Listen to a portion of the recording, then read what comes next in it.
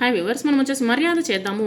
మనం వచ్చేసి మూడవ తరగతి తెలుగు తోట సాధన చూస్తూ ఉన్నాము. క్రింది పదాలకు సరైనటువంటి చోట ఒత్తులు చేర్చి పదాలను రాయండి.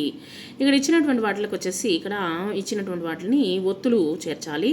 మల్లె తీగ లాకు లావత్తు, జున్ను పాలు నాకు నావత్తు, నెల్లూరు లాకు లావత్తు, చిన్నోడు నాకు నావత్తు, మర్రి చెట్టు రాకి రావత్తు, అత్తరు సీసా తాకి తావత్తు, అబ్బాయి బాకు బావత్తు, గొప్ప పాకి పావతు రసము.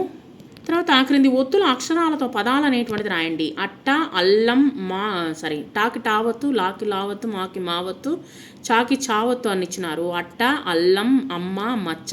ఎలా రాద్దాం చూద్దాం. అట్ట, రెట్ట, పట్ట, కట్ట, అల్లం, బెల్లం, నల్లని, నెల్లూరు, అమ్మ, అమ్మమ్మ, గొబ్బెమ్మ, గౌరమ్మ, మచ్చ, రచ్చ, పచ్చ, నచ్చ. అదేవిధంగా ఇక్కడ ఇచ్చినటువంటి వాక్యాల్లో గీత గీసినటువంటి పదాలకు మనకు తప్పుగా ఉన్నాయి. సరైనటువంటి ఒత్తును చేర్చి గీతల్లో రాయండి.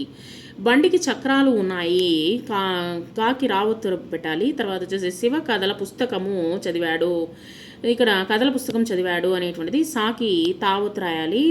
పర్సులో రాకి సావత్తు రాయాలి. పర్సులో డబ్బు బాకి బావత్తు, డబ్బు దాచుకుంటారు. తర్వాత పొట్లకాయ టాకి లావత్తు రాయాలి. తర్వాత శ్రీధర్ అక్క పేరు శ్రీధర్, అక్క కాకి కావత్తు, పేరు అనేటువంటిది మిగతా అన్ని మామూలే.